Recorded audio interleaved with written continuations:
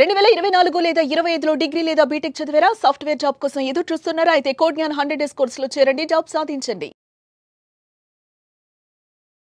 ప్రస్తుతం మనతో పాటు ఉన్నారు మేజర్ సంత్ ప్రకాష్ సింగ్ ఒబెరాయ్ గారు. ఒకసారి ఆయనతో మాట్లాడదాం. ఎందుకంటే పెహల్గామ్ ఇష్యూ కావచ్చు, తర్వాత జరిగినటువంటి మనకి పాకిస్తాన్కి జరిగినటువంటి యుద్ధం విషయంలో కావచ్చు, మనం ఆపరేషన్ సింధూర్ అంటాం కదా, అది కావచ్చు, లేదా సీజ్ ఫైర్ కావచ్చు, ఇలా పలు అంశాల మీద ఆయన ఒపీనియన్ ఏంటో అడిగి తెలుసుకుందాం. నమస్తే అండి. నమస్తే మేడం. సార్, మీరు మేజర్గా రిటైర్ అయినట్టున్నారు. ఎన్ని సంవత్సరాల పాటు ఇండియన్ ఆర్మీలో ఉన్నారు? 11 సంవత్సరాలు మేడం. 2004 to 2015. ఏ పోస్ట్ లో జాయిన్ అయ్యి ఏ పోస్ట్ నుంచి బయటకు వచ్చారు? సెకండ్ లెఫ్టినెంట్ గా జాయిన్ అయ్యాను. యాజ్ అ మేజర్ గా నేను 2015 ఆర్మీ వదిలేసి రావడం జరిగింది. JNK లో సర్వీస్ చేశాను, అరుణాచల్ ప్రదేశ్ లో జమ్మూ కాశ్మీర్ చేశారా? రాజస్థాన్ లో సర్వీస్ చేశాను, అస్సాం లో ఉల్ఫా ఉగ్రవాదులతో ఢీ కొనుక్కున్నాము, అండ్ నాగాలాండ్ అలాగే సర్వీస్ చేశాము. బటిండాలో కూడా సర్వీస్ చేశాను. సూపర్. మీరు మీ నేమ్ చూస్తుంటే మేబీ మీరు పంజాబ్ కు సంబంధించిన వాళ్ళేమో, లేదా మీ మూలాలు పంజాబ్ కావచ్చు అనిపిస్తుంది. తెలుగు ఇంత బాగా మాట్లాడుతున్నారు ఎలా? Father is a Punjabi ma'am, అమ్మ is a Telugu Brahmin girl. Love మ్యారేజా? 1970s love marriage. అప్పుడు లవ్ మ్యారేజ్ మమ్మీ వాళ్ళది. సూపర్ అసలు. సో ఇక్కడ సెటిల్ అయిపోయారా? అక్కడ లేదు, ఇక్కడే. మా స్కూలింగ్ అంతా ఇక్కడ హైదరాబాద్ లో మ్యామ్. నేను బదుర్గా కాలేజ్ ఆఫ్ కామర్స్ లో చదువుకున్నాను. ఆ తర్వాత పూణే యూనివర్సిటీలో వెళ్ళి నా లా డిగ్రీ చేయడము, అక్కడ నుంచి ఆర్మీ జాయిన్ అవడం అంతా జరిగింది. ఓకే. కానీ అక్కడ ఉన్న డాడీకి ఇక్కడ ఉన్న మమ్మీకి ఎలా కుదిరింది? Dad was in navy ma'am. Dad was a naval officer. Visakhapatnamlo, his ship was docking in Visakhapatnam. So they came and stayed as a paying guest in my mother's place. So that's how they met, and that's how the love story starts. So ala start ayipindi the love story. Amma nana kaladam jarigindi ma'am. And we are 3 kids. Nenu, akka, oka tammudu. Okay. So akka is married in Maharashtra. నేను తమ్ముడు హైదరాబాద్ లో. మీరు love marriage మళ్ళీ మీది కూడా? లేదు ma'am, నేను single. Okay okay. అంటే ఆర్మీలో ఉన్నారు కాబట్టి అలాగే ఉండాలని డిసైడ్ అయ్యారా? అలా ఏం లేదు. అంటే ఇంకా ఈ టీచింగ్ ప్రొఫెషన్ ఎలా అంటే యూపీఎస్సి చాలా కమిటెడ్ గా ఉండాలి. అంటే కుదరట్లేదు, ఆ దిశలో ఆలోచన వెళ్ళట్లేదు. రైట్. ఓకే. ఈ పేరెంట్స్ ఇక్కడే ఉంటారండి? అమ్మ నాతోనే ఉంటుంది, నాన్నగారు లేరు. 2005లోనే నాన్నగారు చనిపోయారు. అమ్మ నాతోనే ఉంటుంది. ఇన్ఫాక్ట్ ఆర్మీ వదిలేసి రావడానికి కారణం కూడా ఇంకా ఎవరు లేరు ఇంట్లో అమ్మని చూసుకోవడానికి. 2014లో అమ్మ was diagnosed with cancer. So ఇంకా నేను 2015లో ఆర్మీ వదిలేసి ఇంక అమ్మని చూసుకోవడానికి అన్నట్టుగా నేను వచ్చేసాను. ఇంక అప్పటి నుంచి అమ్మ నా దగ్గర ఉంటుంది, I'm taking care of. Super. కానీ మేజర్గా అండి మనం ఎక్కడ అబ్జర్వ్ చేసినా సరే మెయిన్ ఎక్కువ మంది ఆర్మీకి వెళ్ళే వాళ్ళలో పంజాబ్ వాళ్ళే ఎక్కువ ఉంటారు. ఫస్ట్ ప్లేస్ పంజాబ్కే ఉంటుంది, సెకండ్ ప్లేస్ వచ్చి శ్రీకాకుళం అని వింటున్నాము, ఆంధ్రాలో శ్రీకాకుళం. గ్రేట్ ఆ విషయం వింటాను. ఎందుకని ఎక్కువ వాళ్ళే అంటే మ్యామ్, సిక్కిజం లో spirit of service is part of Sikhism. Sikhism కి 3 అంశాలు మేడం. నామ్ జపో, కిరత్ కరో, వండికే చక్కో. నామ్ జపో అంటే ఎప్పుడు దేవుడి పేరు తీసుకుంటూనే ఉండాలి. Kirat Karo, service to the country. And Vand Chhako, ఏది నాది కాదు, డిస్ట్రిబ్యూట్ చేస్తూ తినండి. లంగర్ సిస్టమ్ ఉంది కదా, గురుద్వారాలో langar system, it derives its essence from that Vand Chhako. So that spirit of service చిన్నప్పటి నుంచి as teenagers also we are trained in martial arts. Community trains you. Because ma'am, మీరు హిస్టరీ చూస్తే కనుక Sikhism was born as a religion to protect the Hindus. So ఆ Hindu protection కాస్త దేశం protection లా over a period of time మారిపోయింది. So that is how. And border adjoining state కాబట్టి ఆ spirit of service towards the country, armed forces అనేది చాలా పై ఎత్తుగా ఉంటుంది. కాబట్టి ఈవెన్ టుడే ఆల్మోస్ట్ పంజాబ్ నుంచి 1 son will go to the army. Even today చాలా విలేజెస్ ఈ రోజు కూడా మోస్ట్లీ పెద్ద కొడుకు దేశ సేవకి వెళ్ళిపోతారు. సూపర్ అసలు. అంటే that is part of the culture. పిల్లోడి దగ్గర కూడా ఆప్షన్ లేదు. That's the beauty of the culture. You are the son of the soil, son of the country, son of the mother కాదు, son of the country. So ఆ spirit ఉంది కాబట్టి ఇంకా great అసలు. మీకు చాలా మెడల్స్ కనిపిస్తున్నాయి. ఏ ఏ సందర్భాల్లో ఈ మెడల్స్ ఇచ్చారు, అసలు ఎప్పుడు ఇస్తారు? అంటే ma'am, medals depends on the operations అవన్నీ కూడాను. ఫస్ట్ మెడల్ వచ్చేసి this is a medal given for JNK operation. JNK లో ఆపరేషన్స్, యాంటీ టెర్రర్ ఆపరేషన్స్ చేస్తారు కదా, వాళ్ళకి ఇస్తారు.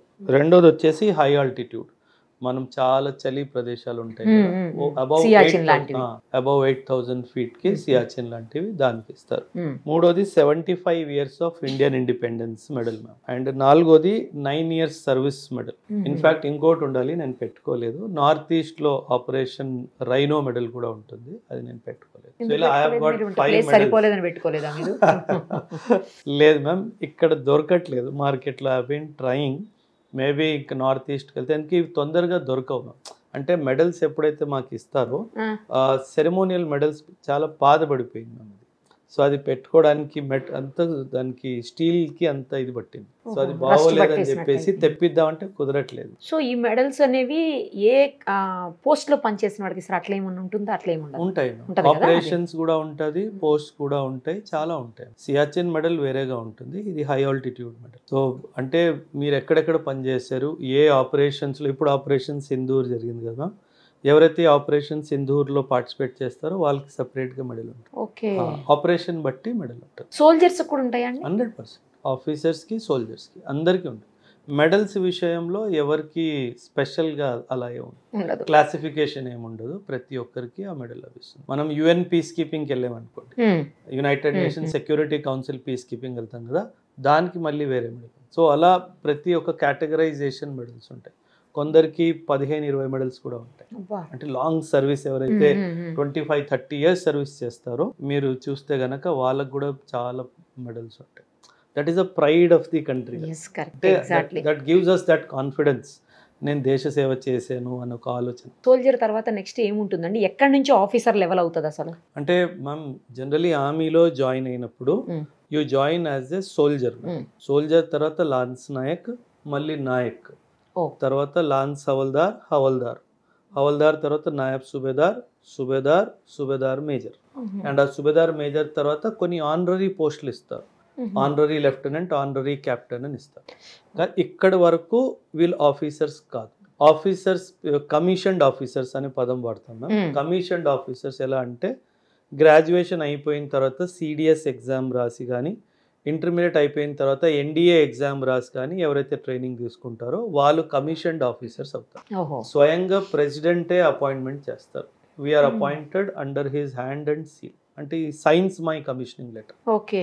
అండ్ స్టార్టింగ్ సెకండ్ లెఫ్టినెంట్ అని ఉండేది, ఇప్పుడు అది లెఫ్టినెంట్, సెకండ్ లెఫ్టినెంట్ లేదు. So lieutenant, captain, major, lieutenant colonel, brigadier, major general, lieutenant general, general, ఈ హైరార్కీ. అండ్ జనరల్ తర్వాత ఫీల్డ్ మార్షల్. మనకి ఎలాగైతే Manekshaw field marshal, Cariappa field marshal ఉన్నారో అది field marshal rare madam. Field marshal అందరికీ దొరకదు, సాధారణంగా జనరల్ తో ఆపేస్తారు. కాకపోతే మానిక్ షా గారికి మాత్రం ఫీల్డ్ మార్షల్ ఇచ్చారు. అంటే అది గవర్నమెంట్ ప్రెరోగేటివ్, ఎవరికైతే ఫీల్డ్ మార్షల్ అనే టైటిల్ ఇవ్వాలి. అంటే ఇట్ ఇస్ ఆనరరీ టైటిల్, అంటే దేశ సేవ అంత బాగా చేశారు అని ఒక చిహ్నంగా దానికి ఇస్తారు. ఈ రిటైర్మెంట్ అనేది మీరు తీసుకుంటారా అండి, లేకపోతే వాళ్ళే ఆఫీసర్సే? ఎలా ఉంటుందంటే మ్యామ్, ఆఫీసర్స్లో 2 types ఆఫ్ రిక్రూట్మెంట్. ఒకటి షార్ట్ సర్వీస్, ఒకటి రెగ్యులర్ పర్మనెంట్ కమిషన్ అంటారు. Short service minimum 10 years, regular service minimum 20 years. Permanent commission ఏదైతే అంటామో పెన్షనబుల్ సర్వీస్కి 20 సంవత్సరాలు సేవ్ చేయాలి. 20 years సేవ్ చేస్తేనే మీకు పర్మనెంట్ కమిషన్ కంప్లీట్ అవుతుంది. ఆ 20 years తర్వాత మీకు ఒకవేళ రావాలి అనిపిస్తే రావచ్చు, లేదా అక్కడే ఉండాలనుకుంటే కూడా ఉండిపోవచ్చా? అంటే మనం ఏ ర్యాంక్ వరకు వెళ్ళామో దాన్ని బట్టి మన రిటైర్మెంట్ డిటర్మైన్ అవుతుంది. కర్నల్ వరకు 52, 53 అలాగా, బ్రిగేడియర్ వరకు 54, మేజర్ జనరల్ 56. దాన్ని బట్టి క్లాసిఫికేషన్ ఉంది. మనం ఏ ర్యాంక్ దాకా వెళ్తున్నామో దాన్ని బట్టి మన రిటైర్మెంట్ ఏజ్ కూడా డిటర్మైన్ అవుతుంది. ఓకే. మనం ఏ స్టేజ్ లోనైనా రిటైర్ కావాలనుకుంటే ఐఏఎస్ వచ్చేయచ్చు? లేదండి, షార్ట్ సర్వీస్ లో మాత్రం ఖచ్చితంగా 10 సంవత్సరాలు చేయాలి. ఖచ్చితంగా. పర్మనెంట్ కమిషన్ లో మాత్రం ఖచ్చితంగా 20 సంవత్సరాలు చేయాలి. అంటే ఏదైనా హెల్త్ ఫ్యాక్టర్ మీద మీరు రావాలనుకుంటే, మీరు ఏమంటారు, ఏదైనా ఫ్యామిలీ ఇష్యూ వల్ల రావాలనుకుంటే that is called resignation, resigning the commission అంటారు. చాలా రేర్, సంవత్సరంలో ఒక్కలో ఇద్దరు అలాగా. అంటే మరీ అత్యవసర అవసరం ఉంటే తప్పితే ఎవరు జనరలీ రారు. అంటే నాకు ఈ అమ్మ విషయం లేకపోతే మీరు అసలు మైండ్లోనే లేదు, ఆ థాటే లేదు. 2014 వరకు అసలు వదిలేయాలి అన్న థాటే లేదు. ఇన్ఫ్యాక్ట్ ఈ ఆపరేషన్ సింధూర్ జరిగినప్పుడు ఒకరోజు అమ్మతో అలా అమ్మ వైపు చూస్తూ, అమ్మ నీకు బాగుంటే నేను వచ్చేవాడిని కాదు. సో అలా ఆ డైమెన్షన్లో ఆ సర్వీస్ ఎలిమెంట్ ఎంత డీప్ అంటే మ్యామ్, ఇల్లు అన్నదమ్ములు ఎవ్వరూ గుర్తుండరు. ఆ 24 hours ఆ సర్వీస్ డొమైన్లో వెళ్ళిపోతాం. ఎప్పుడు నేను 2014 వరకు అసలు నాకు మైండ్లో ఆలోచనే లేదు. And I was doing very well. Almost all కోర్సెస్లో ఐ హావ్ బీన్ టాపర్.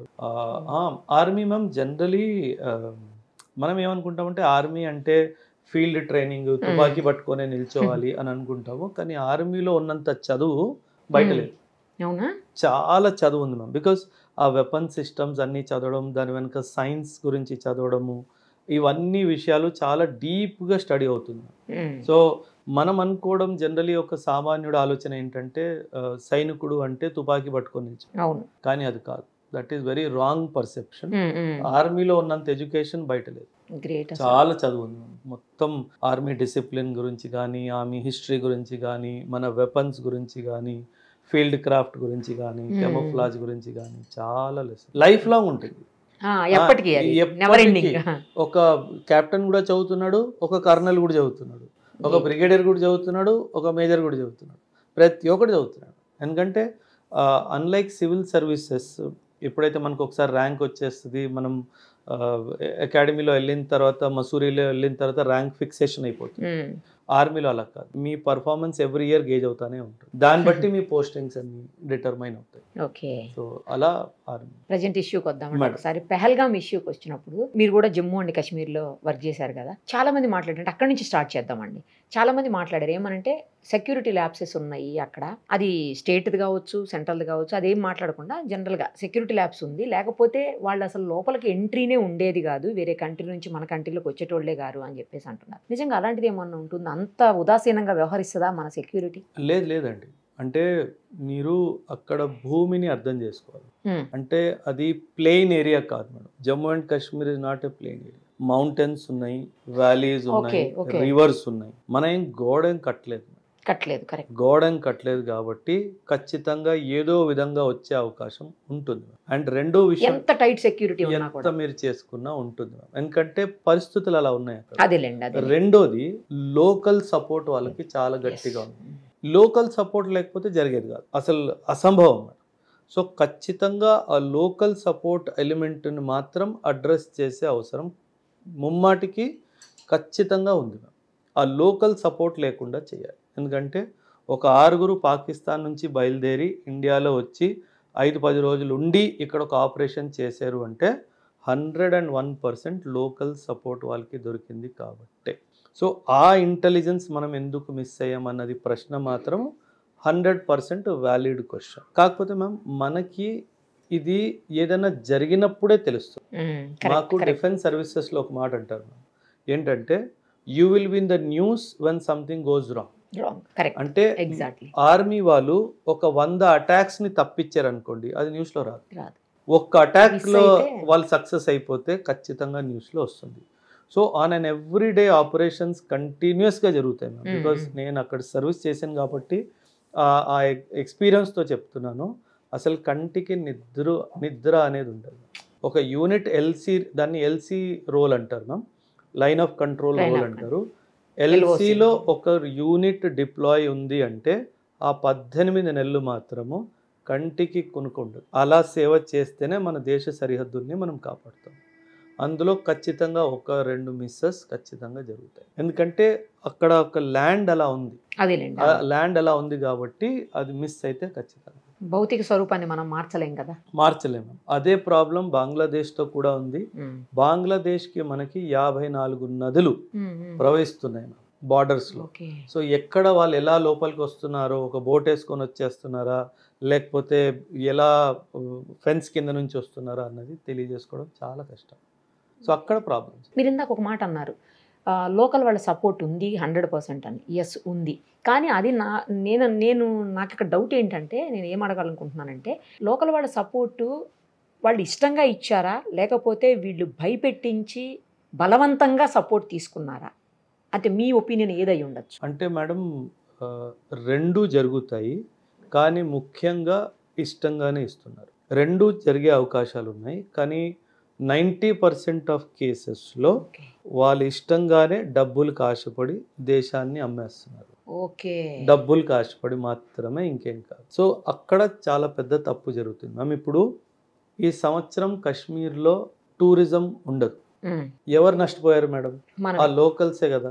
వాళ్ళు నష్టపోతారు, సేమ్ టైం కంట్రీ కూడా ఖచ్చితంగా చూడాలంటే లోకల్స్ కదా. ఎందుకంటే మ్యామ్ జేఎండ్కేలో tourism is the biggest economic activity. Okay. And ఈ టైంలో ఏదో పని చేయడం వల్ల ఎవరు నష్టపోయారు మేడం? మీకే నష్టం కదా. కరెక్ట్.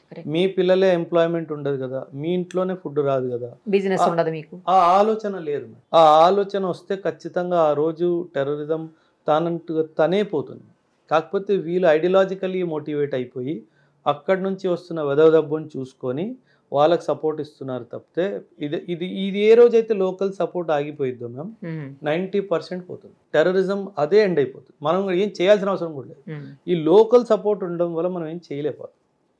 అంటే వాళ్ళందరినీ జల్లెడ పట్టడం అంత ఈజీ కాదు. సో అది అక్కడ ప్రాబ్లం. మీరు కూడా వర్క్ చేశారు కదా జమ్మూ అండ్ కాశ్మీర్లో అండి. జమ్మూ కాశ్మీర్లో వర్క్ చేసినప్పుడు పరిస్థితులకి ఎలాంటి డిఫరెన్స్ కనిపిస్తోంది మీకు? అంటే మ్యామ్ నేను 2005 to 2006 to 2008 ఆ రేంజ్లో నేను జేఎండ్కేలో ఉన్నాను. ఇన్ఫ్యాక్ట్ 2008 ముంబై అటాక్స్ ఎప్పుడైతే జరిగిందో నేను జేఎండ్కేలోనే ఉన్నాను. చాలా అంటే స్టేట్ ఆఫ్ హై అలర్ట్ అంటే ఎప్పుడైనా డిప్లాయ్మెంట్ ఆర్డర్స్ రావచ్చు.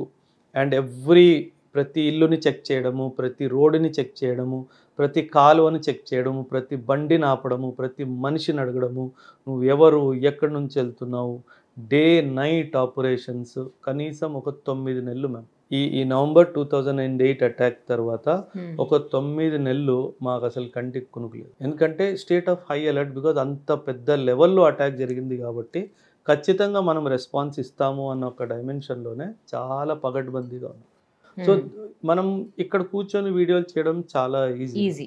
అక్కడ ఒక సైనికుడు, ఒక ఆఫీసర్, ఒక యూనిట్ ఎలాంటి పరిస్థితుల్లో మన దేశ సరిహద్దుల్ని కాపాడుతుందో ఒక సామాన్యుడు అది అర్థం చేసుకోలేదు. ఎందుకంటే ఇది మనం ఊహ చేసుకోవచ్చు, ఎందుకంటే మనం అది చూడలేదు కాబట్టి. మీరే చెప్పండి మ్యామ్, మీరు ఒక గన్ పట్టుకొని ఒకవైపు చూస్తూ రాత్రి కూర్చొని ఉన్నారు. అండ్ మీకు తెలుసు అక్కడ నుంచి బుల్లెట్ అయినా రావచ్చు, అక్కడ నుంచి ఎవరైనా మనిషి అయినా రావచ్చు. And Pakistan is known for BAT actions అంటే బటాలియన్ యాక్షన్ టీమ్స్ వచ్చి తలలు నరుక్కొని తీసుకెళ్ళిపోతారు. Pakistan is very ill famous for this BAT actions. So ఒక సైనికుడు ఎంత అలర్ట్గా ఉంటాడు. ఒక చిన్న శబ్దం కూడా you will try to monitor and కళ్ళు ఇలాగే ఉండిపోతాయి, ఎవరెక్కడి నుంచి వస్తున్నాడా. సో నీ లైఫ్ కూడా ఉంది, నీ దేశాన్ని కూడా నువ్వు కాపాడాలి. సో ఆ స్టేట్ ఆఫ్ అలర్ట్ చాలా స్ట్రెస్ తీసుకొస్తుంది బాడీలోకి. సో ఆ స్ట్రెస్ని 18 months దాకా తట్టుకోవడం అనేది చాలా. సో దట్స్ వాట్ నేను ఎప్పుడు చెప్తాను, hats off to all the soldiers who are serving our frontiers. మనం ఇక్కడ ఒక 10 నిమిషాలు లైట్ పోతే అమ్మో ఇంత వేడిగా ఉంది, ఏంటి ఈరోజు బాగా ఎండగా ఉంది, చల్లగా ఉంది, వాట్ ఎవర్ కంప్లైంట్స్ వీడు. మీరు చూడండి మ్యామ్, 52, 53లో సర్వీస్ చేస్తున్నారు, -70లో కూడా సర్వీస్ చేస్తున్నారు. ఏ రోజైనా కంప్లైంట్ చేశారా అసలు? ఎందుకంటే ఆలోచన రాదు కాబట్టి. అసలు తింటారా లేదా కూడా తెలియదు. అది మ్యామ్ -60లో ఆకలి వేయదు మ్యామ్. సిస్టమ్ అంతా ఫ్రీజ్ మోడ్లోకి వెళ్ళిపోతుంది. Acute appetite loss, acute dementia ma'am. మేము డైరీలో రాసుకునే వాళ్ళం బ్రేక్ఫాస్ట్ 0800 hours, రాసుకోకపోతే 15 నిమిషాల తర్వాత బ్రేక్ఫాస్ట్ పెట్టలేదని అడుగుతాం. సాయక్కి చూపిస్తాడు, సార్ తిన్నారు 8 o'clock అంటే మర్చిపోతాం మ్యామ్. ఆ టెంపరేచర్ అలాంటిది, మీకు అసలు ఏం గుర్తుండదు. And acute hair loss. నేను హై ఆల్టిట్యూడ్కి వెళ్ళే ముందు ఫోటోగ్రాఫిక్ మెమరీ మ్యామ్. ఒక్కసారి ఏదైనా చూసాను, ఒకసారి ఏదైనా నంబరు గుర్తుంటే అది అలా గుర్తుండిపోయేది.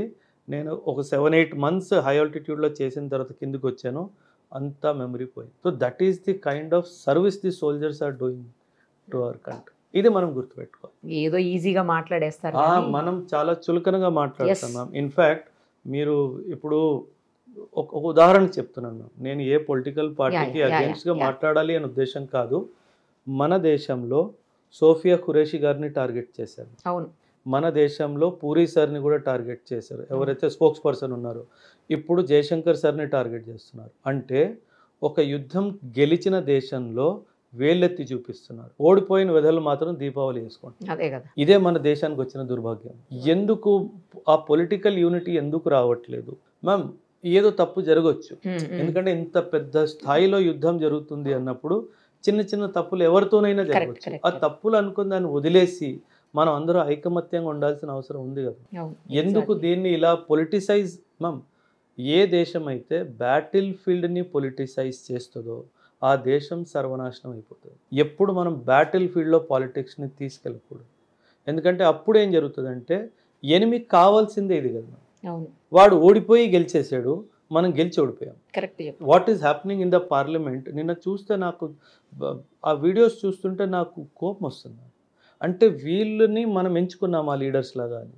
సో ఎందుకు అలా మీకు తెలుసు. ఫస్ట్ ఆఫ్ ఆల్ దాని గురించి మాట్లాడాల్సిన అవసరమే వచ్చింది. ఇప్పుడు మన ప్రయారిటీ ఏంటి, మళ్ళీ ఇంకోసారి దాడి జరగకుండా చూసుకోవాలి. మన ప్రయారిటీ ఏంటి, ఇప్పుడు టెర్రరిస్ట్ యాక్టివిటీస్ ఎక్కువ జరిగే ఛాన్సెస్ ఉన్నాయి, వాటిని మనం ఎలా ఎదుర్కోవాలి, ఇది మనం కమ్యూనల్గా ఎలాగ ఐకమత్యమై ఉండాలి, ఇవి కదా సార్ మనం చేసుకోవాల్సింది. అండ్ ఈ వార్ నుంచి ఏం లెసన్స్ మనం నేర్చుకున్నాము, దీన్ని ఫ్యూచర్లో మనం ఎలా ట్యాకిల్ చేయాలి, చైనాని ఎలా కంట్రోల్ చేయాలి, అమెరికాని ఎలా కంట్రోల్ చేయాలి, టర్కీ లాంటి దేశాల నిజ స్వరూపాలను ఎలా కనుక్కోవాలి, కనిపెట్టుకోవాలి, ఎలా బయట పెట్టాలి, దీని మీద కదా మనం విచారణ చేయాల్సింది. ఇక్కడ కదా మనం చేయాల్సింది అంతా కాన్సన్ట్రేషన్, మన ఎఫర్ట్. మనం ఏం చేస్తున్నాం, నువ్వు ఇది చెప్పావు, నువ్వు అదే చెప్పావు, నువ్వు వాడికి చెప్పాడు, అది కాదు కదా. అంటే మనము మన బేసిక్ రెస్పాన్సిబిలిటీని మర్చిపోయాం. అవును, కామన్ పబ్లిక్ అంతే ఉన్నారండి. ఒక యూట్యూబర్, ఒక స్టూడెంట్, ఒక బిజినెస్ మ్యాన్ ఏంటి దేశాన్ని తాకట్టు పెట్టే పరిస్థితులు, వీళ్ళు డబ్బులు కమ్ముడిపోయి మన దగ్గర నుంచి సమాచారం తీసుకుపోయి తీవ్రవాదులకు ఇవ్వడం ఏంటండి. పాకిస్తాన్ లాంటి మనం ఇక్కడే తింటున్నాం, ఇక్కడే పుట్టాము, ఇక్కడే ఈ గాలి పీలుస్తున్నాము, ఇక్కడనే తింటున్నాము, ఇక్కడే మనకు లైఫ్లు ఉన్నాయి. ఏంటి అసలు ఆ సెన్స్ ఆఫ్ బిలాంగింగ్నెస్ లేదండి. అంటే అక్కడే అసలు మనం మనుషులం కాదు అని నిరూపించుకుంటున్నాం, మనమే నిరూపించుకుంటున్నాం. వేరే వాడు చెప్పాల్సిన అవసరం లేదు. ఇప్పుడు ఒకవైపు మురళీ నాయక్ లాంటి వ్యక్తులు తన దేశం కోసం ప్రాణాలు అర్పిస్తే, ఇంకోవైపు నీకు యూట్యూబ్ లో వ్యూస్ రావాలి అని కమెంట్స్ రావాలి అని దరిద్రం కోసము నువ్వు దేశ సీక్రెట్లు అన్ని తీసుకెళ్ళిస్తున్నావు అంటే నువ్వు అసలు మనిషిలా బతికే అర్హత నీకు లేదు. అవును. సో ఆ డైమెన్షన్లో కూడా మనలో మనం ఏమంటారు ఇంట్రాస్పెక్షన్ చేసుకోవాల్సిన అవసరం ఖచ్చితంగా ఉంటుంది. ఇప్పుడు ఆపరేషన్ సింధూర్ చాలా మంది చెప్తున్నారు, ఆపరేషన్ సింధూర్ని కావాలని ఆపేశారని కొంతమంది ఏమో మనం అసలు సక్సెసే కాలేదని, కొంతమంది ఏమో వాళ్ళు సక్సెస్ అయ్యారని, కొంతమంది మనం సక్సెస్ అయినప్పటికీ కూడా బయటికి చెప్పుకోలేకపోతున్నామని, ఇలా రకరకాల కామెంట్స్ వస్తూ ఉన్నాయండి. అసలు మీరు ఒక చాలా కాలం పాటు పనిచేసి అందులో ఉన్న వ్యక్తిగా, సో మొత్తం మీకు తెలిసి ఉంటుంది కనుక మీ ఒపీనియన్ ఏంటి? అసలు మనం సక్సెస్ అయ్యామా, ఫెయిల్ అయ్యామా, అసలు జనాలు మాట్లాడేదానికి రియాలిటీకి ఏమన్నా సంబంధం ఉందా? వార్లో ఎవరు సక్సెస్ కాదు, ఇద్దరు కోల్పోతారు. There is a problem madam, there is no winner in a war. ఈ వార్ మనం స్టార్ట్ చేసింది కాదు, ఇది వాళ్ళు స్టార్ట్ చేసాము. మనం దీన్ని అంతు చేయాలన్న ఉద్దేశంతో స్టార్ట్ చేసాం. మనం 11th మే రోజు పాకిస్తాన్ 11 ఎయిర్ బేసెస్ మీద అటాక్ చేశాం. అందులో వీళ్ళు దుర్మార్గత్వంగా ఒక నూర్ఖాన్ ఎయిర్ బేస్ దగ్గర న్యూక్లియర్ మిజైల్స్ పెట్టుకున్నారు. మనకు ఆ విషయం చెప్పలేదు. ఎందుకంటే ఎందుకు చెప్పలేదు అంటున్నానంటే, రెండు దేశాలు ఒకరికొకరు న్యూక్లియర్ ఇన్స్టాలేషన్స్ ప్లేసెస్ షేర్ చేసుకోవాలి. యాక్సిడెంటల్ కూడా ఫైర్ అవ్వకూడదు అన్న ఉద్దేశంతో చేసుకోవాలి. మన ఇన్స్టాలేషన్స్ గురించి అన్ని వివరాలు మనం పాకిస్తాన్కి ఇస్తాము, వాళ్ళు కూడా మాకు ఇస్తాము అన్నట్టుగానే చెప్తున్నారు. కానీ వాస్తవంలో జరగలేదు. అంటే వీళ్ళు మనకి తెలియకుండా కూడా ఆ కిరాణా హిల్స్ దగ్గర న్యూక్లియర్ మెటీరియల్ పెట్టారు. మనకి విషయం తెలీదు. మనం దాన్ని నార్మల్ ఎయిర్ బేస్ లొకేషన్ అనుకున్నట్టు మనం ఫైర్ చేస్తే అక్కడ న్యూక్లియర్ ఎక్స్ప్లోజన్ జరిగింది. మేడం, నా దేశం ఎంత గొప్పదో మీరు చూడండి. ఒక పగ ఉన్నవాడి దేశంలో న్యూక్లియర్ ఎక్స్ప్లోజన్ జరిగింది, అక్కడ చాలామంది చనిపోతారు అని చెప్పి మనకి సమాచారం అందిస్తే మనం వెంటనే సీజ్ ఫైర్ చేస్తాం. అది మన దేశం.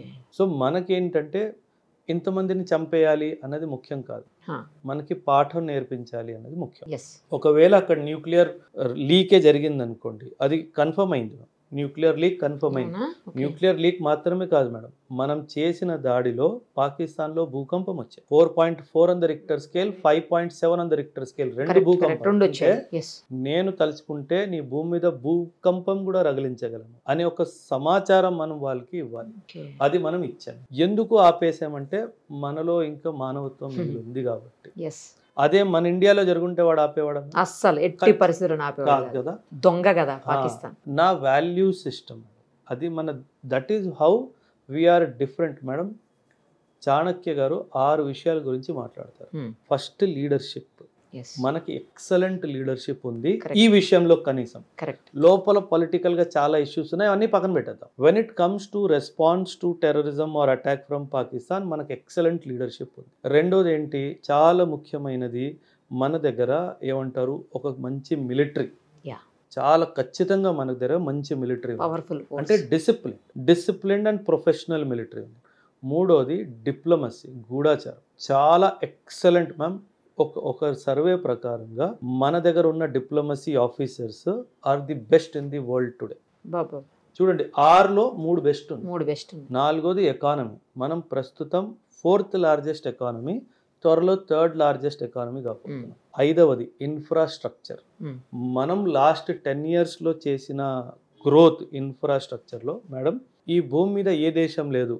In a day we are constructing 34 kilometers of highway. అంటే జస్ట్ సి మనం ఎంత పేస్లో డెవలప్మెంట్ అవుతుందో. ఒక్క రోజులో 12 kilometerల రైల్వే ట్రాక్స్ మనం వేస్తున్నాం. అంటే ఇలా ఈ లెవెల్లో ఈ స్థాయిలో ఎక్కడ ఇన్ఫ్రాస్ట్రక్చర్ డెవలప్మెంట్ జరగట్లేదు, మన దేశంలో జరుగుతున్నట్టు. అండ్ ఆరవది చాలా ముఖ్యమైనది, ఇక్కడ మనం ఫెయిల్ అవుతున్నాం మేడం, అది ఎడ్యుకేషన్. ఇక్కడ మనం చాలా ఘోరంగా ఫెయిల్ అవుతున్నాం. పిల్లలు చదువుతున్నారు, శిక్షణ అందుతున్నారు, కానీ ఎక్కడో ఎథికల్ వాల్యూ సిస్టమ్ ఇది మిస్ అవుతుంది. ఇప్పుడు ఇది కూడా బాగుంది, అంటే అది బలంగానే ఉంది. ఇప్పుడు మీకు ఒక కంపారిజన్ ఇస్తాను. అమెరికా జనాభా 34 కోట్లు మేడం, అమెరికా జనాభాయే 34 కోట్లు, నా స్టూడెంట్ 36 కోట్లు, నా ఆ ఏజ్ బ్రాకెట్లో ఉన్న వాళ్ళే 36 కోట్లు. అంటే ఇది నాది ఎంత గొప్పదైంది మేడం. ఈ 6 గొప్పగా ఉన్న దేశాన్ని ఎవరు ఆపగలుగుతారు మేడం? ఎవ్వరు ఆపలేరు. From leadership to that youth, ఇవన్నీ ఒక చాలా పెద్ద బలం మేడం. ఇదే వెస్ట్ కానీ పాకిస్తాన్ కానీ చైనా కానీ జీర్ణించుకోలేకపోతుంది. ఓకే. సో మనని ఎదగనివ్వకూడదు. మనం ఎదిగితే వీళ్ళు మనకి కంట్రోల్ చేయడానికి మనకు కంట్రోల్ చేసే, మనము వాసుదైవ కుటుంబం అని అంటాం. అసలు మన ఆలోచనకి వీళ్ళు ఎక్కడ దగ్గరికి రాలేరు. ఇన్ఫ్యాక్ట్ నేను ఒక వీడియోలో కూడా మాట్లాడాను, ట్రంప్ గారి మెసేజ్లో కామన్ సెన్స్ అనే పదం వాడాడు మేడం. అసలు కామన్ సెన్స్ లేని మనిషి ఆయన. కరెక్ట్ చెప్పారు. కామన్ సెన్స్ లేని దేశం నీది. నువ్వు మనుషుల్ని నిలువుగా నరికిన రోజులు ఉన్నాయి వియత్నాం వార్. నువ్వు ఊరూరిని కాల్చేసిన రోజులు ఉన్నాయి నపామ్ బాంబ్స్ వాడేసి. నువ్వు ఆఫ్ఘనిస్తాన్లో 20 సంవత్సరాలు ఏం చేసావు మాకు తెలియదా? నువ్వు గ్రీస్లో ఏం చేసావు, టర్కీలో ఏం చేసావు, World War IIలో ఏం చేసావు? జపాన్ మీద ఆటం బాంబ్ వేయాల్సిన అవసరమే లేదు మేడం. నువ్వు అన్నెసెసర్లీ జపాన్ మీద ఆటం బాంబ్ వేసి ఎంతమందిని చంపావు? అండ్ నువ్వు కామన్ సెన్స్ గురించి నాతో మాట్లాడుతున్నావు. 5000 సంవత్సరాల సివిలైజేషన్ మేడం నాది. అండ్ నువ్వు నాకు కామన్ సెన్స్ నేర్పించడం. And why we are keeping quiet about? అదే నాకు అర్థం కాని విషయం అండి. ఎందుకంటే నేనే ఆపించాను యుద్ధాన్ని, నా వల్ల ఆగిపోయింది. 2 బలమైన దేశాలు అంటే ఎవరు బలమైన దేశం? పాకిస్తాన్ బలమైన దేశమా మేడం? లాగ్ గట్టి కొడితే పడిపోయింది దేశం. అదే కదా. అంటే నేను ఒక్క కోణమే చెప్తాను, థౌజండ్స్ ఆఫ్ కోణాల్లో మనం పాకిస్తాన్కి ఎక్కడో ఉన్నాం. అవును, ఒక్కటే కోణం చెప్తాను. నా దగ్గర ఫారిన్ ఎక్స్చేంజ్ రిజర్వ్స్ లో ఈ రోజు $700 billion ఉన్నాయి. పాకిస్తాన్ $2 billion అడుక్కొని తెచ్చుకుందిగా మొన్న. నువ్వు నాతో పోలి 2 సమానత్వం అంటావేంటి? అంటే వీళ్ళు లేదు మేడం, ఇది ఒక కాన్సెప్ట్ గురించి బ్యాలెన్స్ ఆఫ్ పవర్. అంటే పాకిస్తాన్తో నేనున్నాను అని ఒక సందేశం. ఇండైరెక్ట్ గా వీళ్ళు చాలా దుర్మార్గులు మేడం. సో వీళ్ళు పాకిస్తాన్ని ఎప్పుడు ఫెయిల్ అవనివ్వరు. పాకిస్తాన్ని మనం ఫైనల్ గా క్లోజ్ చేస్తున్నాం అనగానే మధ్యలో వచ్చేస్తారు. ఎందుకు అలాగా? ఏంటి వాళ్ళకి అంత ఇంట్రెస్ట్ ఏంటంటే మేడం, పాకిస్తాన్ అమెరికా దగ్గర ఆయుధాలు కొంటాయి. అండ్ పాకిస్తాన్ ఓడిపోయింది అనుకోండి మేడం, ఆ ఆయుధాలు మంచివి కావు, అందుకే పాకిస్తాన్ ఓడిపోయింది అని నిరూపించబడుతుంది. అప్పుడు ఆయుధాలు ఇంకెవ్వరు కొనరు కాబట్టి వాడిని బిజినెస్ ఆగిపోద్ది, 100% బిజినెస్ ఆగిపోయింది అనేసి వాడిని ఓడిపోకుండా చూసుకోవాలి. చైనా ఏంటంటే పాకిస్తాన్ ఓడిపోయిందంటే, పాకిస్తాన్ ఒకవేళ వరల్డ్ మ్యాప్లో లేదు అనుకుందాం, ఇండియా అటెన్షన్ అంతా నా మీదకి వస్తుంది. సో నా మీదకి రావద్దు అంటే పాకిస్తాన్ని నేను చావకుండా చూసుకోవాలి. పాకిస్తాన్ని ఇన్ఫ్యాక్ట్ ఈ సీజ్ ఫైర్ డిక్లేర్ అయిన తర్వాత కూడా చైనా ప్రెషర్ పెడితేనే ఆ రోజు రాత్రి మళ్ళీ వాళ్ళు డ్రోన్ అటాక్ చేశారు. చైనా ఏమన్నదంటే, నేను డబ్బులు ఇస్తాను, నేను డ్రోన్స్ ఇస్తాను, నువ్వు అటాక్ కొనసాగించు అని చెప్తే ఆ ప్రెషర్లోనే వాళ్ళు చేశారు. ఆ తర్వాత న్యూక్లియర్ లీక్ ఎక్కువ అవడం వల్ల వాళ్ళకి ఏం చేయాలో అర్థం కాలేదు. So over a period of time spread అవుతుంది. సో అప్పుడు వాళ్ళకి అర్థం కాలేదు ఏం చేయాలనేది. అప్పుడు వీళ్ళు అమెరికా వాళ్ళకి కాల్ చేసి ఇంకా ఆ పని స్టార్ట్ చేసి, చాలా అంటే మ్యామ్ చాలా విషయాలు కామన్. మనం కొనం కదండి అమెరికా దగ్గర, మనం తీసుకోము. మనం అసలు ఏమి తీసుకోలేదు. ఇన్ఫాక్ట్ మనం majorly 60 to 70% of the army weapons 70 to 80% of air force weapons, 80 to 85% of naval weapons are Russian origin. అదే అంటుంది. ఇప్పుడు మనం పాకిస్తాన్ మీద గెలిచిపోయాం అనుకోండి, అది ఎలా ఉంటది, రష్యా అమెరికా మీద గెలిచినట్టు ఒక ఇంప్రెషన్ వస్తుంది. అది అమెరికాకి ఇష్టం. దీని వెనక ఇంత కథ ఉందా? చాలా మేడం. సామాన్యుడికి ఏం కనిపిస్తుంది, ఇండియా పాకిస్తాన్ కొట్టుకుంటారు కాదు, ఇక్కడ రష్యా కనిపిస్తుంది, అక్కడ అమెరికా కనిపిస్తుంది. అక్కడ మనం మధ్యలో నలిగిపోతున్నాం. లిటరల్గా మనం యాజ్ ఎ దేశం మనం నలిగిపోతున్నాం అన్నా తప్పలేదు. అంటే వీళ్ళంతా కుట్ర మ్యామ్, ఇదంతా బిజినెస్ కుట్ర, ఇంకేం లేదు అక్కడ. బిజినెస్ అంటే వీళ్ళు దేశాన్ని అమ్మేసి బిజినెస్ చేస్తున్నారు, వీళ్ళు మనుషుల బ్రతుకులను అమ్మేసుకొని బిజినెస్ చేస్తారు. ఇది దరిద్రం. ఇది మొత్తం సీజ్ ఫైర్ కి రీజన్ ఇదేనండి, లేకపోతే న్యూక్లియర్ ప్రైమర్లీ న్యూక్లియర్ ఇది ఖచ్చితంగా సీజ్ ఫైర్ జరగాల్సిందే. అప్పుడు కాకపోతే ఒక 10 రోజుల తర్వాత అయినా. ఇన్స్టెంట్ గా ఎందుకు జరిగిందంటే న్యూక్లియర్ లీక్ వల్ల. ఇన్ ఫ్యూచర్ అయినా మనం ఇప్పుడు పిఓకే అనేది ఇంపార్టెంట్ కీలకమైన పాత్ర వహించే పరిస్థితి. పిఓకేని ఆ పాక్ ఆక్యుపైడ్ కాశ్మీర్ ఏదైతే ఉందో దాన్ని మనం అసలు స్వాధీనం చేసుకోగలుగుతామా? అసలు మనం స్వాధీనం చేసుకోలేము. ఇన్నేళ్ల నుంచి పోరాటం జరుగుతుంది దానికోసం కదండి. ఏదైనా సరే యుద్ధానికి 2 కోణాలు, ఒకటి మిలిటరీ మైట్, ఒకటి పొలిటికల్ విల్. 2 మిలిటరీ మైట్ అంటే మన మిలిటరీకి ఆ సత్తా ఉందా, 100 కాదు 1000% ఉంది. ఆదేశం వస్తే ఖచ్చితంగా పిఓకే మనకి తిరిగి వస్తుంది. పొలిటికల్ విల్కి వస్తారా? ఈ పొలిటికల్ విల్ ఉన్నా సరే ఆ సమయం ఆ సందర్భంలో ఇంటర్నేషనల్ ప్రెషర్ క్రియేట్ చేస్తారు. ఆ ఇంటర్నేషనల్ ప్రెషర్ వల్ల ఆ పొలిటికల్ విల్ ఎక్కడో ఒక వెనకడుగు వేసేస్తారు. ఆ వెనకడుగులో మ్యామ్, ఈ వెనకడుగు మొదటిసారి అవ్వలేదు మేడం. 47లో వెనకడుగు తీసుకున్నాము. 60 ఇది ఇంకా మనం పిఓకేలో కూడా వెళ్ళలేదు. 65 వార్లో మనం లాహోర్ వెళ్ళిపోయాం. లాహోర్ నుంచి మళ్ళీ మనం తిరిగి వచ్చాం మ్యామ్. కరెక్ట్. అండ్ 71లో మన ఉద్దేశం వెస్ట్ పాకిస్తాన్ కావద్దు కాబట్టే వదిలేసాం. మన ఉద్దేశం బంగ్లాదేశ్ లిబరేషన్ కాబట్టి వెస్ట్ వైపు మనం ఎక్కువ చేయలేదు. కాకపోతే మనం 71లో కూడా వదిలేసాం. సో ఇది మొదటిసారి జరగలేదు మ్యామ్. ఇది 4వ 5వ సారి అది తెచ్చుకుందాము అన్న ఉద్దేశంతో బయలుదేరిన ఆర్మీని మధ్యలో ఆపేయడం జరిగింది. సో అందుకే ఆర్మీకి కూడా ఆక్రోశం ఎందుకుంది. ఎన్నిసార్లు ఆగాలి, ఎన్నిసార్లు నా మనుషులు చనిపోతుంటే నేను చూడాలి, ఎన్నిసార్లు వాళ్ళ శవాల్ని నా భుజాల మీద వేసుకొని వెళ్ళాలి. మ్యామ్ నేను యాజ్ ఎ కెప్టెన్ మా యూనిట్లో ఒక ఇన్సిడెంట్ జరిగింది. ఒక సోల్జర్ చనిపోయారు. నేను చెప్తున్నాను మ్యామ్, నా 10 years సర్వీస్లో that was the most difficult job I did. ఒక సోల్జర్ బాడీని తన ఊరికి తీసుకెళ్ళి వాళ్ళ పేరెంట్స్కి అప్పగించడం అన్నది అస్సలు అది చెయ్యలేని బరువైన పని. అంటే ఒక తల్లికి నీ కొడుకు చనిపోయాడు మాట రాదు. సో వాళ్ళు దాన్ని కూడా వాల్యూ ఇవ్వట్లేదు. ఇంక మానవత్వం ఎక్కడుంది? సో అందుకే కదా ఆక్రోశం ఉంది ఆర్మీలో కూడా. ఇంకెన్నిసార్లు మమ్మల్ని ఆపుతారు, కనీసం నాదైనా నేను తెచ్చుకుంటాను కదా అనేసి. అంటే ఇన్ఫ్యాక్ట్ దెర్ ఇస్ అంటే ఇంకో మాట ఏంటంటే, మేము 14 లక్షల మంది ఉన్నాం, పిఓకే తెచ్చుకోకపోతే అసలు ఎందుకు మేము అన్నట్టు మాట్లాడతాం. వదిలేండి మమ్మల్ని, వెళ్ళిపోతాం ఇంటికి. సో అంత ఆక్రోశంలో మళ్ళీ సీజ్ ఫైర్ అసలు అయిపోతుంది. పిఓకే మనకి స్వాధీనం అయిపోతుంది అనుకున్న టైంలో సీజ్ ఫైర్ ఇదేంటా అర్థం కాని సిచ్యువేషన్. సో కాకపోతే పాకిస్తాన్ ఏంటంటే మ్యామ్, వీళ్ళు వాళ్ళకి సెల్ఫ్ రెస్పెక్ట్ లేదు అస్సలు లేదు. వాళ్ళు వెళ్ళి ఎవరి కాలు మీదైనా దరిద్రంగా పడతారు. మనం 100 సార్లు ఎవరినైనా ఏమైనా అడగాలి అంటే మనం సెల్ఫ్ రెస్పెక్ట్ ని చంపుకోలేక మానేస్తాం అడగడం. వాళ్ళకి అలాంటివి ఏమీ లేవు. వాళ్ళు ఎవరి దగ్గరైనా భిక్ష అడుగుతారు, డబ్బులు కూడా అది దీనికోసం తెచ్చుకుంటారు. వాళ్ళకి ఇవన్నీ పట్టించుకోవాలి. వాళ్ళంతా సిగ్గులేని ప్రజలు. అదే ఇచ్చేవాళ్ళు కూడా ఎట్లా ఇస్తారండి? అట్లా ఇచ్చేవాళ్ళు ఏంటంటే తమాషా చూద్దామనేసి, ఇచ్చేవాళ్ళు తమాషా చూద్దామనేసి, పుచ్చుకునే వాళ్ళేమో తమాషా చేద్దామనేసి. సో ఆ డైమెన్షన్లో సాగుతుంది. ఇప్పుడు మీరు ఇందాక చెప్పినప్పుడు విషయం నాకు ఒకటి, 1971 వార్ గురించి మాట్లాడారు మీరు. అప్పుడే అసలు మనం చాలా దూరం వెళ్ళి వెనక్కి తిరిగి వచ్చేసామని చెప్పేసి. కానీ ఇప్పుడు కొంతమంది మాట్లాడుతున్నారు ఇందిరాగాంధీ గారే చాలా ఫార్వర్డ్గా డేరింగ్గా స్టెప్ వేశారు ముందుకి, బట్ ఇప్పుడు మోడీ గారు వేయలేకపోయారు, మోడీ గారు వెనక్కి మధ్యలోనే తగ్గిపోయారు అని చెప్పేసి కొంతమంది మాట్లాడుతుంది. ఇందులో నిజమెంత అండి? మీరే చెప్పాలి కరెక్ట్గా. మేడం, నేను పర్సనల్గా ఇందిరాగాంధీ అడ్మైరర్. నేను పొలిటికల్ అడ్మైరర్ కాదు. I admire her as a leader. ఎందుకంటే నేను పాలిటిక్స్కి చాలా దూరంగా ఉన్నాను. ఇందిరాగాంధీ ఒకేసారి పుట్టింది, మళ్ళీ పుట్టింది.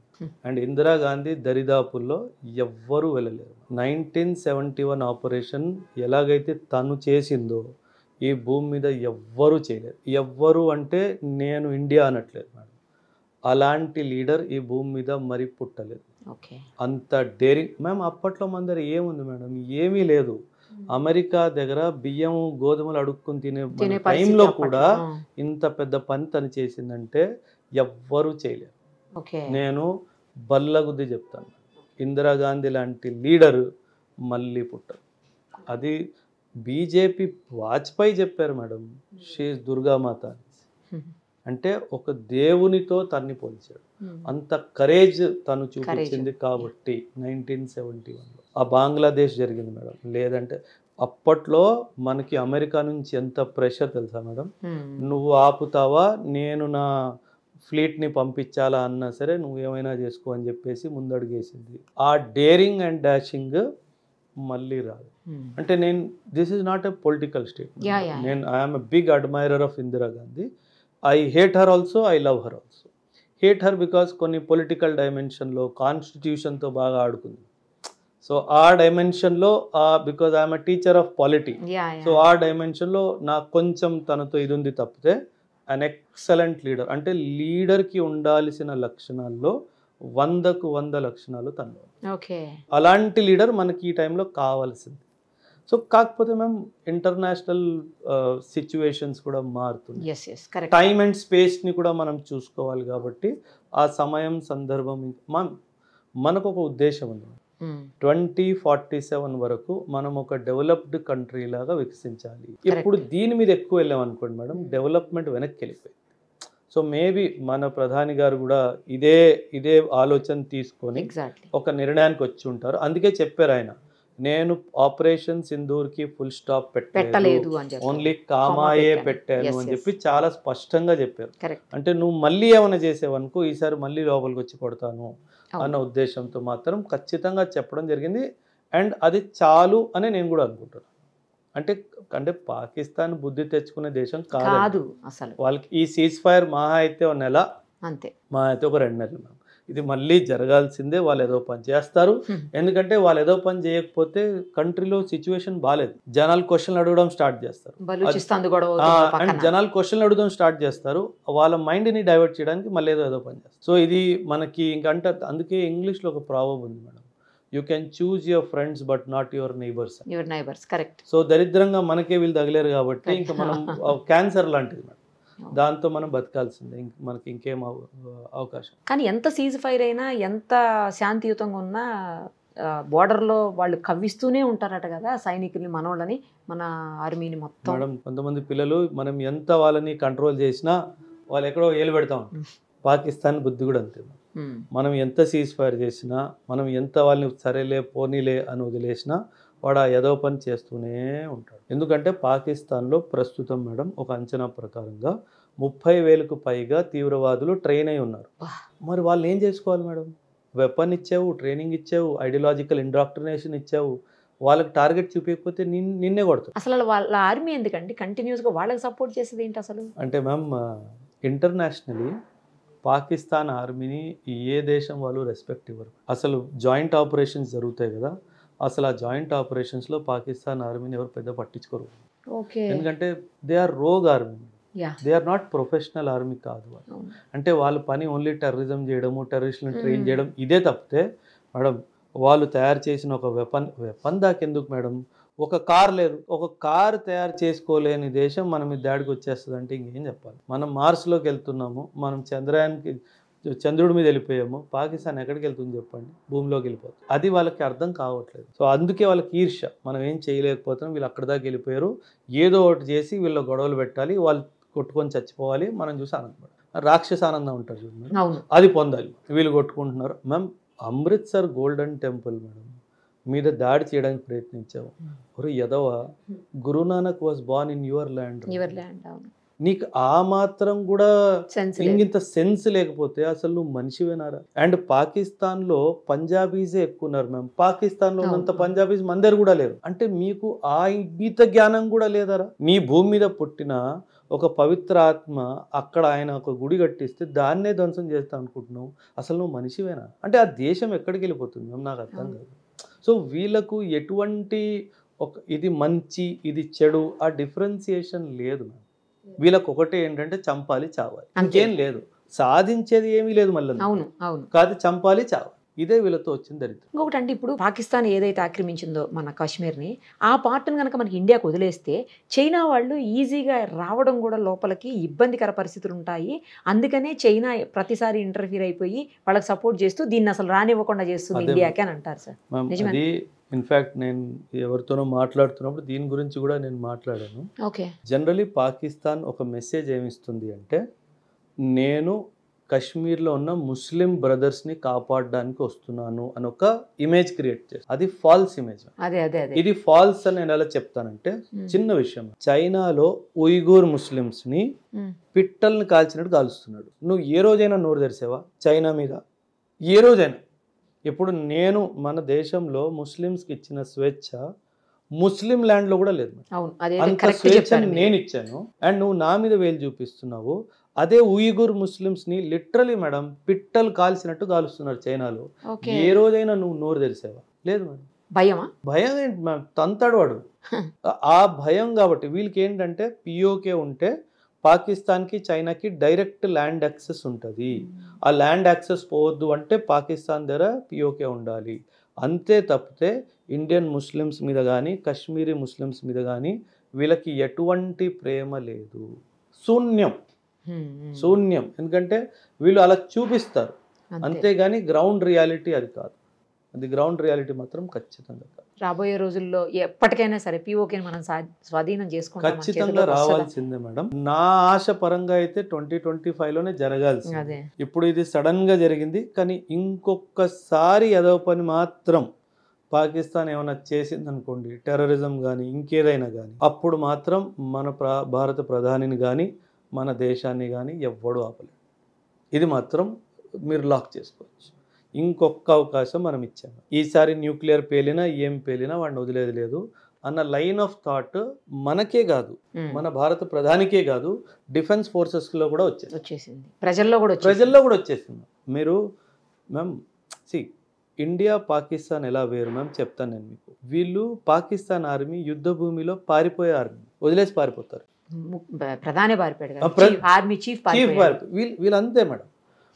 మన దగ్గర ఎట్లా అంటే వాలంటీర్స్ ని పిలిస్తే లక్షల్లో వస్తారు. మొన్న అలాగే వస్తారు, చండీగఢ్ లో చూశారు కదా, అసలు మామూలుగా రాలేదు. సో మనము 14 లక్షల ఆర్మీ కాదు మేడం, మనం 50 కోట్ల ఆర్మీ, కరెక్ట్, మనం 100 కోట్ల ఆర్మీ. అవసరమైతే మన ఆడవాళ్ళు కూడా వస్తారు. 100% చెప్పండి, ఖచ్చితంగా రాణి లక్ష్మీబాయి పుట్టిన భూమిది, ఖచ్చితంగా వస్తారు. అవసరమైతే ఖచ్చితంగా వస్తారు. సో అలా మేము అయితే నాకు ఒక్కటే విన్నపం ఏంటంటే మేడం, మీ ఛానల్ ద్వారా కానీ ప్రోగ్రామ్ ద్వారా కానీ బ్యాటిల్ ఫీల్డ్ని పొలిటిసైజ్ చేయకండి. ఏవైనా తప్పులు జరిగితే జరుగుంటాయి, లేదంటే దాన్ని ఊరికే మనం తవ్వడానికి దాన్ని ప్రయత్నం చేయకుండా ఐకమత్యమై ఫ్యూచర్లో మనం ఇంకేం డెవలప్మెంట్స్ మ్యామ్, చైనా దగ్గర 5th జనరేషన్ ఎయిర్ క్రాఫ్ట్ ఉంది, వాళ్ళు 6th జనరేషన్ ఎయిర్ క్రాఫ్ట్ తయారు చేసుకుంటున్నారు. మన దగ్గర ఇంకా 5th జనరేషన్ ఎయిర్ క్రాఫ్ట్ లేదు. మనం దాని మీద కాన్సన్ట్రేట్ చేసుకోవాలి. మన దగ్గర మంచి మిజైల్స్ తెచ్చుకోవాలి. బ్రహ్మోస్ 2.0 3.0 మనం తయారు చేసుకోవాలి. ఎవడికి అమ్మడానికి అవసరం లేదు మేడం, నా సరిహద్దులను కాపాడుకోవడానికి నాకు కావాలి. సో ఒక సైంటిఫిక్ టెంపర్ని డెవలప్ చేసుకోవాలి. యంగ్ సైంటిస్ట్ని మంచి అవకాశం ఇవ్వాలి మేడం. ఇప్పుడు Akash missile system, Akash missile brain child of Kalam. మనకిప్పుడు 100 కలాంలు కావాలి. మనం ఆ దిశలో మనం ప్రయత్నం చేయాలి. అప్పుడు మన దేశానికి ఎవ్వడు ముట్టుకోలేదు. ఇది మన లక్ష్యం. కొంతమంది పొలిటికల్ లీడర్స్ మీరు చేయొద్దు అంటున్నారు, కానీ తప్పట్లేదు ఈ క్వశ్చన్ అడక్క. ఇదే ఫైనల్ క్వశ్చన్. ఒక పొలిటికల్ లీడర్ మాట్లాడుతుంటే చూసినా అండి నేను, అసలు ఎందుకు ఆర్మీకి ఎంత ఖర్చు పెడుతుంది భారత ప్రభుత్వం, అవసరమే లేదు వీటన్నిటి మీద ఖర్చు పెట్టడం అన్నాడు. మీరేమో ఎక్కువ ఖర్చు పెట్టాలి అని చెప్తున్నారు. పాకిస్తాన్ మనకి నైబర్ ఉన్నంత వరకు, చైనా మనకి నైబర్ ఉన్నంత వరకు ఈ ఖర్చు మనకి తప్పదు. ఎందుకంటే మన ఇష్టంగా చేస్తున్న ఖర్చు కాదండి ఇది. ఎందుకంటే మన స్వతంత్రం కోసము, మన ఇంటెగ్రిటీ సావర్నిటీ కోసం చేస్తున్న ఖర్చు కాబట్టి తప్పదు. మనం ఇప్పుడు ఎలా మనం హెల్త్ ఇన్సూరెన్స్ చేసుకుంటామో, యాక్సిడెంటల్ ఇన్సూరెన్స్ చేసుకుంటామో, ఇది మన దేశానికి ఇన్సూరెన్స్ లాంటిది మేడం. సైనికుడు లేని దేశము తెరిచేసిన తలుపులు లాంటిది, ఎవడైనా లోపలికి రావచ్చు. సో ఖచ్చితంగా సైనికుడు మాత్రం చాలా బలమైనోడు ఉండాలి. ఆ బలమైన సైనికుడు కావాలి అంటే యుద్ధాయుధాలు ఉండాలి, మంచి సైనికుడు, విలువలు కలిగిన సైనికుడు, ఒక ప్రొఫెషనల్ సైనికుడు మనకి కావాలి. సో అది మన టార్గెట్ అయ్యింది. చాలా బాగా ఎక్స్ప్లెయిన్ చేశారండి అన్ని విషయాలు కూడాను. మేడం. థ్యాంక్ యూ అండి. Thank you so much. Thank you very much. Suman టీవీలో మీ పర్సనల్ అండ్ బిజినెస్ ప్రమోషన్స్ కోసం కింది నెంబర్కి కాంటాక్ట్ చేయండి.